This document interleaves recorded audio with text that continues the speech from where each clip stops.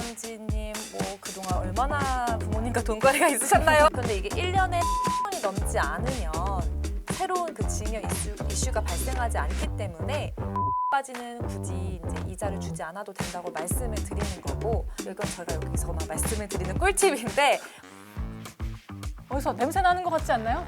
새는 돈 냄새를 맡아드리겠습니다. 복잡하고 어려운 세무, 직접 전문가를 찾아가자니 너무 비싸고 이렇게 정신도 없고 시간도 없어서 너무 걱정되시죠? 네, 현직 세무사가 직접 여러분의 고민을 해결해드립니다. 네, 안녕하세요. 조선일보 머니의 세테크크크 진행을 맡은 이영지입니다. 네, 저는 세금의 세자도 모르는 세린이로서 여러분들을 대신해서 이 세무 전문가를 직접 만나가지고 이 야무지게 아주 꼼꼼하게 하나하나 꼬치꼬치 깨물어 보도록 하겠습니다. 네, 그럼 오늘 만나볼 세무 전문가 엄혜림 세무사님 모셨습니다. 안녕하세요. 네, 안녕하세요. 네, 간단하게 소개 부탁드립니다. 안녕하세요. 저는 세무법인 다솔에서 일하고 있는 엄혜림 세무사입니다. 조선일보 머니에서는 처음 인사를 드리게 됐어요. 반갑습니다. 네, 저도 반갑습니다. 네. 이 세무사님을 만난다고 해서 조금 조사를 좀 해봤는데 알고 보니까 기자로 생활을 오랫동안 하셨다고 하시더라고요. 네, 저 방송 기자로서 약 9년 정도 일을 했는데 그때도 왠지 모르게 세금에 좀 끌리더라고요. 그래서 결국에는 이렇게 직업을 바꾸게 됐습니다. 다른 분야도 많은 것 같은데 왜 하필이면 그런 양도, 상속, 증여 이런 분야에 관심을 가지게 되신 거예요? 아무래도 사람이 살면서 이런 연말정산이나 이런 것 때문에 의사결정이 바뀌지는 않지만 뭐 집 문제라든가 뭐 증여를 받는다든가 뭐 전세 문제라든가 이런 게 다 결혼을 언제 할지 사람이 삶의 문제에 좀 많이 관심이 많이 달라지잖아요. 그러다 보니까 아무래도 좀 이런 분야에 제가 관심을 갖지 않게 됐나 싶습니다. 네, 그럼 앞으로 잘 부탁드리겠습니다. 저도 정말 잘 부탁드립니다. 세테크크크. 네, 그럼 본격적으로 엄혜린 세무사님과 함께 사연 함께 읽어보면서 이야기 나눠보도록 하겠습니다. 네, 오늘 사연 소개해 보겠습니다. 저희가 소개해드리는 사연은요, 실제 사연을 바탕으로 여러분들이 이해하시기 쉽게 조금씩 재구성한 사연입니다. 그럼 한번 읽어볼게요. 네, 안녕하세요. 내년 봄 결혼을 앞두고 있는 30대 초반 예비 부부입니다. 저희는 서울 영등포구에서 신혼집을 마련할 생각이에요. 전세로 들어갈 생각인데 역시 자금이 고민입니다. 둘이서 차곡차곡 모으기는 했지만 부족한 상황이에요. 대출도 알아보고 있습니다. 감사하게도 부모님께서 2억 원을 빌려주신다고 하셨는데요. 부모 자식 간에 돈을 빌릴 때도 그냥 주고받으면 안 된다고 들었거든요. 차용증을 써야 할지, 쓴다면 어떻게 써야 할지, 이자를 드려야 할지, 드린다면 얼마를 드려야 할지 등등 고민이 많습니다. 세무사님 제발 알려주세요 라고 보내주셨습니다. 저도 좀 사실 초면이지만 제가 결혼한 지 얼마 안 됐어요. 네. 축하드립니다. 감사합니다. 네, 제가 지난 4월에 결혼식을 치렀는데 그때도 제일 마음을 무겁게 했던 게 신혼집이었거든요. 맞아요. 이 얘기를 들으니까 되게 공감이 되더라고요. 집에 대해서 고민하는 분들이 많을 것 같아요. 어떠세요? 아무래도 이제 결혼을 할 때 준비해야 되는 다양한 것들 중에서 가장 목돈이 들어가는 게 바로 이 집이에요. 어디에서 살 것인가를 이제 정해야 되는데, 부모님 입장에서는 내가 고이 키운 자식 내가 사주는 것도 아니고 전세 자금으로 조금 보태주려고 하는 건데 이것도 증여로 볼 가능성이 있구나, 이런 생각이 들 때마다 좀 마음이 무겁다라는 말씀을 많이들 하시더라고요. 사실 이게 부모 자식 간에 돈 거래를 한다는 게 되게 어색하게 느껴지거든요. 근데 거기다가 차용증까지 써야 된다는 게 저는 좀 너무하다 싶은 생각도 들어요. 일단 이분의 사연을 보면은 일단 이분이 빌린다고 말씀을 주셨어요. 일단은 이분은 정말 빌릴 의지가 확고하신 분이시잖아요. 이런 경우에는 우리가 증여로 보이지 않고 이걸 빌렸다고 입증을 하는 게 정말 중요하거든요. 근데 말씀하셨던 것처럼 엄마 아빠한테 많이 받기만 했지 엄마 아빠한테 빌린 거를 다시 갚는다는 게 좀 어색하시잖아요. 네네. 그렇기 때문에 세무서도 국세청도 똑같은 입장이에요. 어떻게 부모님한테 돈을 빌려 받으면 받았지 이제 이렇게 보기 때문에 우리는 그걸 증여 추정이라고 하거든요. 일단 증여했다고 본다. 네, 맞아요. 증여했다고 보고 넘어간다. 증여로 일단 했다고 보고 우리가 증여가 아니라 우리 정말 빌린 거야 라는 거를 저희가 입증을 해야 되는데, 그 중에 하나가 바로 이 차용증이 되는 겁니다. 이 차용증을 쓰지 않으면 증여세를 낼 확률이 높아지는 거겠네요. 네, 상당히 좀 올라간다고 보시면 돼요. 현행법상 증여재산 공제라는 게 있어요. 그래서 성인의 경우에 이제 부모님이나 이제 할머니, 할아버지한테 받을 때 1인당 한 5천만 원까지 공제가 가능해요. 그래서 만약에 2억 원을 이제 받는다고 하셨으면 5천만 원을 빼면 1억 5천만 원에 대해서 이제 증여세를 내야 되는 건데요. 그러면 약 2천만 원을 내야 됩니다. 1억 5천만 원에서 2천만 원을 세금으로 내야 되는데 이 증여세는 어떻게 계산이 된 거예요? 증여세는 누진세율 구조를 가지고 있어요. 한마디로 많이 받을수록 더 높은 세율을 적용받게 되는 건데요. 2억 원을 받으시게 되면 이제 과세 표준은 1억 5천이라고 말씀을 드렸는데 그럼 세율 구간이 20%입니다.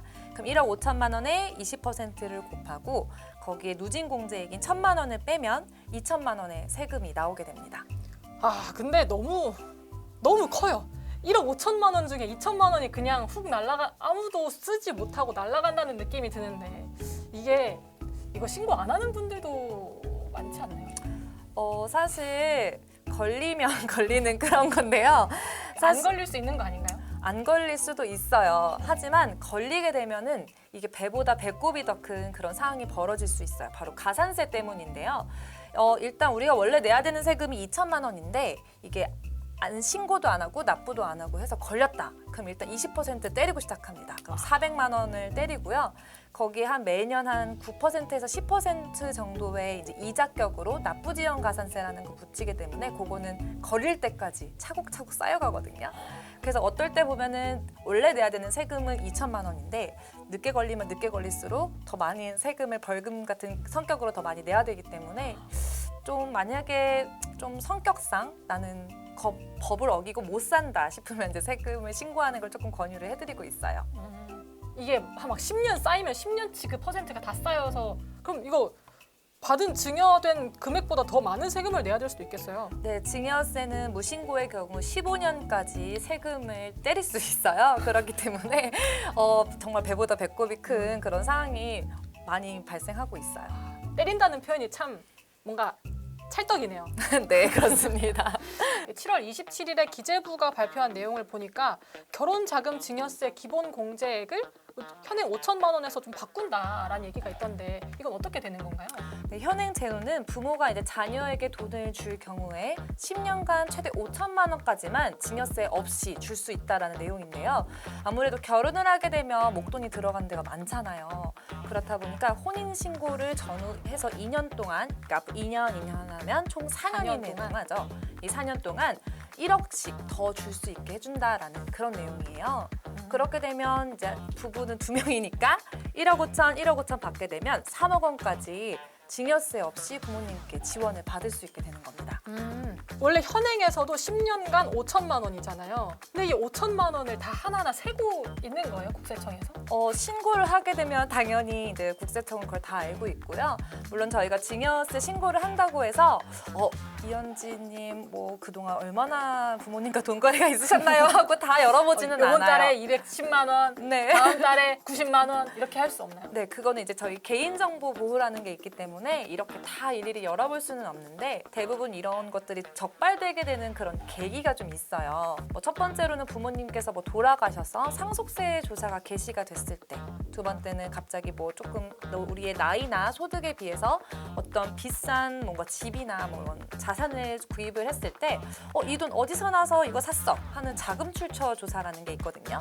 이럴 때 이제 계좌를 다 열어보게 되고요. 세 번째로는 저희가 사업자를 갖고 있거나 법인의 대주주이거나 이런 경우에는 법인 세무조사를 하는 과정에서 이런 사주의 계좌도 다 같이 보게 되는 경우가 있습니다. 보통 이 세 가지 경우로 보통 많이 계좌가 열리게 된다라고 저희는 표현을 하거든요. 네, 저처럼 좀 비전문가 입장에서는 일단 세무조사라는 느낌이 들면은 그거 있잖아요. 사무실에 갑자기 이따만 박스 들고 자 세무조사 왔습니다. 이러면서 다 담아 겁나 담아. 이렇게 하는 그림이 먼저 떠오르거든요. 근데 이런 개인에게 세무조사가 들어오면 어떤 일이 벌어지는 거예요? 일단은 스트레스가 엄청 받으실 거예요. 그렇군요. 일단 조용히 이제 어느 날 세무조사 통지서가 날아오게 되실 거고요. 여기에서 내가 몇 월부터 며칠까지 어떤 혐의로 이제 세무조사를 받게 된다라는 것을 알게 되면은 거기에 맞춰서 이제 저희는 좀 차근차근 소명할 그런 자료를 준비해야 되는 그런 상황이에요. 그럴 때 진짜 필요한 게 차용증이겠네요. 맞습니다. 이럴 때 차용증이 있고 없고는 정말 중요합니다. 그래서 이 차용증을 언제 썼느냐가 되게 중요해서 요즘에 포렌식을 또 많이 하거든요. 세무조사 이후에 쓸까 봐 그렇죠. 몰래 이렇게 옛날에 썼어요 하면서 보냈는데 날짜만 이렇게 해놓고 사실은 최근에 쓴 거다. 맞습니다. 그럼 또 걸려 들어가나요? 당연하죠. 그래서 이런 세액이 많은 경우에는 이제 차용증을 원본을 제출하라고 하고 그 원본이 실제 언제 작성했는가를 잉크나 이런 종이 재질을 통해서 실제 검수를 하더라고요. 아, 그 포렌식이 그 휴대폰을 뒤지는 게 아니라 그 종이에 잉크 써진 그 얼마나 눌러졌는지 뭐 이런 거 보는 거예요? 네, 언제 쓰여졌는지를 다 보기 때문에 사실 국세청에 한번 걸리면 그때부터 사실 거짓말을 하는 거는 좀 어렵다고 보시면 될 것 같아요. 그래서 유비무환이라고 미리 차용증을 써놓으시는 것을 추천드립니다. 아, 평소에 꼼꼼히 잘 관리해놔야겠네요. 네, 맞습니다. 근데 차용증을 막상 쓰자니 뭐 어떤 내용이 들어가야 될지 좀 막막해요. 어떤 내용이 꼭 필수로 들어가야 된다 이런 조건 같은 게 있나요? 뭐 사실 차용증을 이런 형식이면 잘 인정해주겠다 이런 양식은 없지만 서울중앙지방법원 홈페이지에 가면 금전대차 계약서 양식이 있어요. 요거 다운받아서 무료니까 사용하시면 좋을 것 같아요. 근데 이 양식을 제가 사실 한번 열어봤어요. 근데 네. 보니까 이자를 꼭 되게 꼭 명시하도록 돼 있더라고요. 이 이자를 꼭 써야 되는 이유가 있나요? 아무래도 은행에서 돈을 빌린다고 생각을 해보시면은 공짜로 돈을 빌려주진 않잖아요. 그렇기 때문에 이제 이자를 적는 난이 있는 거예요. 그래서 진짜 이게 되게 객관적인 그런 되게 포멀한 거래다. 맞아요. 이런 사적인 거래가 아니다. 네. 이런 걸 증명하는 거라는 거죠. 제3자와의 거래와도 동일한 형식으로 우리가 가져간다라는 게 좀 그런 걸 통해서 이제 입증이 되는 건데 실제 이제 부모님한테 이자 드리는 것도 쉽지는 않아요. 그래서 저희가 실무적으로 한 2억 정도까지는 이자 이제 굳이 드리지 말고 대신에 그걸 원금 상환의 일부다라고 해가지고 계속 돈을 드리는 걸 조금 더 추천을 드리기는 해요. 같은 돈을 다시 부모님께 드리는 건데 그게 원금 상환인지 이자인지 어떻게 증명할 수 있나요? 이것도 그냥 저희가 남기면 되는데요. 계좌이체로 보통 드리고 은행에서 은행으로 입금할 때 적요란에 뭐 원금 상환 뭐 1월분, 원금 상환 2월분 이렇게 이제 적으면서 보내는 걸 저희는 추천을 드리고 있습니다. 생각보다 되게 단순하네요. 그냥 딱 써놓기만 하면 되는 거네요. 네, 원금 상환 이렇게 입력하시면 됩니다. 원금 상환 그 보내는 이 맞아요. 남기는 거. 네. 근데 이 이자를 쓰는 게 좋다고 하는데 이자를 한 1%? 이 정도로 하면 안 되나요? 이자를 적게 하거나 이자를 아예 안 하게 되면은 사실 새로운 증여를 볼 수 있어요. 저희가 어떤 은행에서 돈을 빌릴 때 이자를 드리는데 그 이자만큼 또 증여를 받았다고 보는 그런 부분이거든요. 그런데 이게 1년에 1,000만 원이 넘지 않으면 새로운 그 증여 이슈가 발생하지 않기 때문에 2억까지는 굳이 이제 이자를 주지 않아도 된다고 말씀을 드리는 거고 만약에 이거를 주게 되면은 또 뭐 종합소득세 신고도 해야 되고 뭐 비영업 대금의 이익이라고 해서 원천세를 또 뭐 떼야 되고 이런 아주 복잡한 그런 과정이 있기 때문에 그냥 이것만 기억하시면 될 것 같아요. 뭔가 부모님께 돈을 그냥 꾸준히 드리고 거기에 그냥 원금 상환을 웬만하면 하시는 걸 조금 더 추천드린다는 것만 기억을 해주시면 좋을 것 같습니다. 제가 사실 다른 그런 금융업체 대표님을 만나서 이야기를 하다가 그쪽에서 정하는 이율을 4.6%로 또 고정을 하더라고요. 그게 빌리는 사람도 이제 빌려주는 사람도 추가로 세금을 내지 않는 구간이 딱 4.6이다 라고 딱 정해서 말씀을 하시던데 이 4.6이라는 숫자가 무슨 의미가 있나요? 이게 저희 그냥 법에 정해져 있는 이자율이 4.6%예요. 그래서 이제 2억 빌리시면은 1년에 이제 한 920만 원 정도의 그러니까 이자를 지급을 하셔야 되는 건데 사실 이 부분에 대해서 원칙적으로 하면 다 드리는 게 맞지만 이건 저희가 여기서만 말씀을 드리는 꿀팁인데 만약에 2억을 빌리셨다면 이거를 굳이 이자로 부모님께 드리지 말고 원금으로 그냥 조금씩 갚아드리면서 우리의 원금 상환 금액을 빠르게 줄여가는 게 자식 입장에서도 좀 좋을 것 같아요. 이게 제가 질문은 다양하게 드렸지만 결국에는 원금 상환으로 딱 꽂히네요. 그냥 하나로. 네, 그래야지 저희가 차용이라는 게 입증이 되고 차용증이 있고 이자를 드린다고 하더라도 원금을 드리지 않으면 차용이 입증이 잘 안 돼요. 인정을 해주지 않고 있기 때문에 이 원금 상환 금액을 최대한 빨리 늘려가는 게 우리에게 매우 유리합니다. 아, 그렇군요. 근데 이게 이자를 어떻게 보면은 이자로 부모님이 수익이 생기는 셈이기도 하잖아요. 그러면 이자도 소득세를 내야 되는 거 아닌가요? 네, 맞아요. 그런데 그 이자 소득세를 낼 때 부모님이 내야 되는 것도 있지만 이자를 주는 사람이 그 이자의 27.5%를 원천 징수해서 매달 이걸 드려야 되거든요. 사실 못 듣기만 따라가고 해도 있어요. 듣기만 해도 어디서부터 너무 길을 잃었는지 복잡하시죠? 모르겠어요. 근데 저희 그냥 단순하게 생각했을 때 아까 제가 증여세가 누진세율 구간이라고 말씀을 드렸는데 이 27.5%가 그렇게 적은 퍼센테이지가 아니에요. 그래서 이 비영업 대금의 이익이기 때문에 더 높은 건데 이 이자율로 원천세를 떼기보다는 차라리 조금 증여세에 물리실 각오하고 그냥 안 드리거나 아까 말씀드렸던 것처럼 저희가 원금을 이제 상환하시는 게 조금 더 유리하다라고 말씀을 드리는 거예요. 특히 2억 원까지 빌리셨으면 그거는 전혀 문제가 크게 되진 않습니다. 은행에서 빌릴 때 이자도 쓰지만 만기도 꼭 쓰잖아요. 이것도 만기를 잘 지켜야 되나요? 네, 그렇게 되면은 인정을 받을 가능성이 더 큽니다. 근데 가족끼리는 사실 다 내년에 하자 아니면 너 결혼하면 갚아 뭐 이런 식으로 할 수도 있잖아요. 이러면 어떻게 되나요? 그거는 좀 인정을 잘 해주지는 않고요. 적어도 뭐 한 달에 뭐 50만 원씩 드리기로 했다라고 하면은 그래도 최소한 그 금액만큼은 좀 철저하게 지켜주시는 게 좋아요. 이렇게 이런 부분까지 다 이렇게 지켜서 차용증을 잘 썼어요. 그럼 이거를 법적으로 뭔가 이렇게 딱 이거는 차용증이다. 공증을 받는 절차가 있다고 하는데 이것도 사실 또 다 돈이거든요. 맞아요. 뭐 수십만 원에서 수백만 원까지도 들어요. 아, 그래요? 네, 맞습니다. 근데 이 공증이라는 게 사실 이 공증을 받는다고 해서 어떤 새로운 법률 관계가 형성이 되는 건 아니에요. 이거를 쓰는 이유는 이 쓴 날짜 있죠. 2023년 뭐 8월이면 8월, 뭐 9월이면 9월 이 날짜에 우리가 진짜로 이 차용증을 썼다라는 거를 증명하는 그런 장치거든요. 그렇기 때문에 굳이 비싼 공증보다는 이제 다른 방법을 조금 더 추천을 드리고 있어요. 다른 방법이라고 하면 어떤? 일단 뭐 법원에 가서 이제 보면 확정일자 받으시는 것도 있고요. 우체국에 가셔서 내용 증명을 보내시거나 뭐 인감 증명서를 발부받아서 첨부하는 것 이런 것 방법들 저희는 좀 추천을 드리고 있어요. 인감 증명서를 발부해서 옆에 그냥 끼워 놓기만 해도 이게 좀 인정이 되는 거예요? 인감 증명서를 떼면은 거기에 몇 월 며칠에 발급받았는지가 이제 나오거든요. 그렇기 때문에 실제 내가 이것을 작성했다라는 그런 증명력을 좀 저희가 갖게 하려는데 그 의미가 있습니다. 근데 뭐 이거 포렌식 다 한다면서요? 꼭 이거 공증 안 받아도 이 그 국세청에서 잘 찾아내지 않을까요?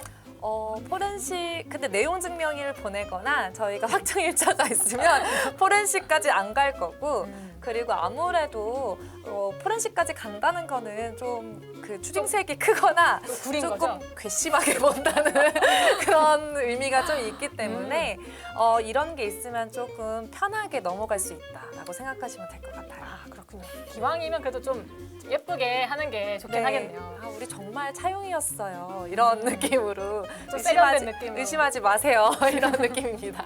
아, 네, 이해했습니다.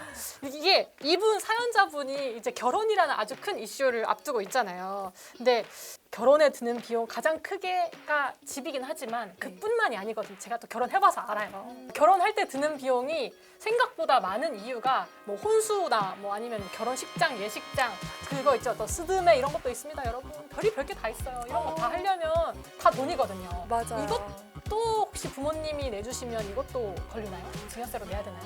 네, 혼수용품에도 여러 가지가 있어요. 그래서 일상생활에 사용하는 뭐 냉장고, 식탁, 소파, TV 이런 거 해주시는 거는 저희 증여세 비과세 항목으로 들어가기 때문에 그 부분에 대해서는 증여세가 이제 물리지는 않아요. 그런데 부모님께서 너 평소에 차 타고 다녀야지 하면서 차를 띡 사주셨어요. 이거는 증여입니다.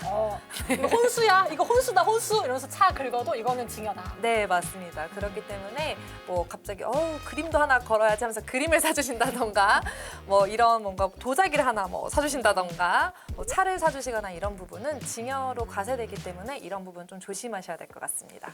좀 일반적이지 않은 경우일 때는 증여세로 포함된다. 이렇게 보면 되겠네요. 네, 일상용품만 비과세다라고 생각을 하시면 될 것 같아요. 그렇군요. 엄마 카드 열심히 쓰면 되겠습니다. 이게 또 제가 좀 알아봤을 때 혼수용품은 결제하고 이렇게 사는 거지만 축의금 같은 경우는 완전히 그냥 생 현금이잖아요. 이런 거 같은 경우는 또 어떻게 처리가 될까요? 우리나라에서 아직 결혼은 혼주의 행사라고 봐요. 그러니까 부모님께서 아무래도 자식을 보내고 그동안 이제 주변 분들에게 인사를 드리는 그런 하나의 그런 관례로 보기 때문에 이 축의금은 원칙적으로 부모님께서 받으신 돈이라고 보는 게 원칙이고요. 그런데 뭐 직장 동료라든가 친구분들 또 친한 뭐 친척 이런 분들이 직접 주실 수도 있잖아요. 이런 부분에 대해서만 신랑 신부가 가져갈 수 있는 축의금이에요. 그러면 아빠 지인들 통해서 받은 돈을 받으면 증여세로 신고해야 된다. 그렇죠. 원칙적으로는 그렇습니다. 이게 평소에는 얘기하지 않지만 이제 세무조사를 하면 사실 이 축의금 이슈가 종종 많이 등장을 해요. 그래서 이 돈 나 축의금이었던 돈 내가 다 받은 겁니다라고 하고 뭐 1억 이렇게 적혀 있는 분들이 있어요. 그런데 그 돈은 엄밀히 말하면 부모님께서 받으신 돈은 이제 증여세가 과세되는 부분이기 때문에 뭐 방명록이라든가 돈 누가 주셨는지 이제 엑셀로 정리를 해놓잖아요. 그런 부분이 저희 하나의 증명사료로 제출이 보통 같이 되게 됩니다. 근데 다 그 여성분들은 좀 아실 수도 있지만 가방순이라고 있어요. 네. 이제 부모님으로 가는 축의금이 있고 이제 나 신부 본인에게 주는 축의금은 가방순이가 대신 받아주거든요. 네. 근데 아예 그 신부 자리 아예 없애버리고 신부 혼주 자리 없애버리고 내가 가방순이가 다 받으면 이건 좀 괜찮지 않을까요? 제 부모님이 우시는 소리가 들리시는 것 같은데. 안 되나요? 그것도 이제 원칙적으로는 부모님의 친구분들이나 부모님과의 관계가 좀 더 친밀한 분들이 주신 돈은 아무리 그렇게 한다고 하더라도 그 실질을 좀 더 중시 여기거든요. 그런 그렇군요. 것들은 아무래도 부모님의 재산이라고 보는 게 좀 더 합당할 것 같습니다. 만약 삼촌이 우리 아빠보다 저랑 더 친하면요? 그런 건 괜찮습니다. 그래서 보통은 사촌과 친척분들, 사촌 언니 오빠들이 주는 그런 축의금이 있을 수 있잖아요. 그런 분들은 아무래도 좀 신랑 신부에게 주실 의향이 있다면 저희는 그쪽으로 좀 입증을 하도록 그거는 좀 용인을 해드리고 있습니다. 되게 인싸여야겠네요. 가족 안에서. 네, 맞습니다. 저희 오늘부터 가족 행사를 열심히 다들 열심히 다니시고 친한 척 많이 하시고 그래야겠네요. 근데 물론 이렇게 결혼식이 끝까지 잘 되는 분들이 대부분이겠죠. 잘 사시겠죠? 저도 잘 살 겁니다만 이 결혼식이 잘 안 되는 경우도 있을 수 있잖아요. 결혼식이 다 하기로 했는데 결혼식이 깨졌다. 이러면 그때 들어간 돈들은 또 다 어떻게 될까요? 보통 그럼 환불받지 않으실까요? 그래요? 그냥 환불 받으면 그 금액은 다시 부모님에게 돌아가는 걸로? 네, 보통 그렇게 되고 아까 말씀드렸던 세법 개정안은 일단 법률론을 기준으로 하는 부분이기 때문에 이제 저희 혼인신고 요즘에 좀 많이들 늦게 하시잖아요. 그런 경우에는 이걸 적용을 받으실 수가 없어요. 그렇기 때문에 아직 혼인신고 안 하셨다면 내년에 하시고 증여도 내년 2024년 1월 1일 이후 증여분부터 이게 적용이 될 거로 지금 보여지고 있거든요. 그렇기 때문에 그 이후에 증여를 받으시는 게 조금 더 유리하실 것 같아요. 네, 잘 들었습니다. 저도 사실 아직 혼인신고를 안 했는데 남편이랑 한번 잘 상의를 해봐야겠네요. 네. 감사합니다. 세테크크크. 네, 오늘 이렇게 한번 컨설팅을 받아봤는데요. 오늘 생각보다 한 사연에서 시작해서 되게 많은 이야기를 나눴어요. 그래서 어떤 이야기를 나눴는지 딱 원포인트를 톡톡톡 짚어주는 시간이 필요할 것 같은데 일단 받는 게 아니라 빌리는 게 확실하다면 일단 원금 상환을 하는 게 가장 중요하다는 거 꼭 기억하셨으면 좋겠습니다. 근데 우리가 원금을 다 갚지 못했는데 그 중간에 세무조사를 받을 수 있잖아요. 이때를 대비하기 위해서 차용증을 작성하는 것을 추천해 드리고요. 차용증 작성한 김에 조금 더 품들여서 우체국 내용 증명이라든가 법원의 확정일자까지 받아놓는 것을 추천을 드렸습니다. 그리고 이자는 뭐 드리는 거를 원래는 원칙적으로는 맞지만 뭐 귀찮아질 수 있는 것들이 조금 많다 보니까 한 2억 원 정도까지는 그냥 원금으로 바로 바로 상환하는 것을 조금 더 이제 추천을 드렸고요. 근데 결혼을 할 때 드는 많은 돈들 중에 하나가 또 혼수인데 일상생활 용품이라고 할 수 있는 뭐 세탁기, 냉장고, 소파, 식탁 뭐 이런 것들은 뭐 부모님께서 지원을 해주시면 감사합니다 하고 잘 받으시면 되고요. 넙죽 네.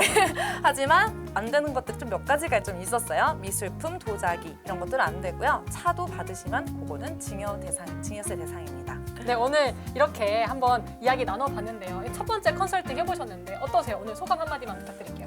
제가 오늘 많은 준비를 해오긴 해왔는데 조금 더 다음엔 조금 더 알차게 준비해서 찾아뵙도록 하겠고요. 제가 신혼부부였을 때 이 유튜브를 봤으면 얼마나 좋았을까 하는 그런 자화자찬을 좀 보내봅니다. 네. 오늘 꿀 정보를 저는 아주 많이 받아가서 너무 유익했던 것 같아요. 감사합니다. 절세에서 크크크 웃음 난다. 세택 크크크. 오늘 상속편, 증여편 여기서 마무리하겠습니다. 감사합니다. 감사합니다.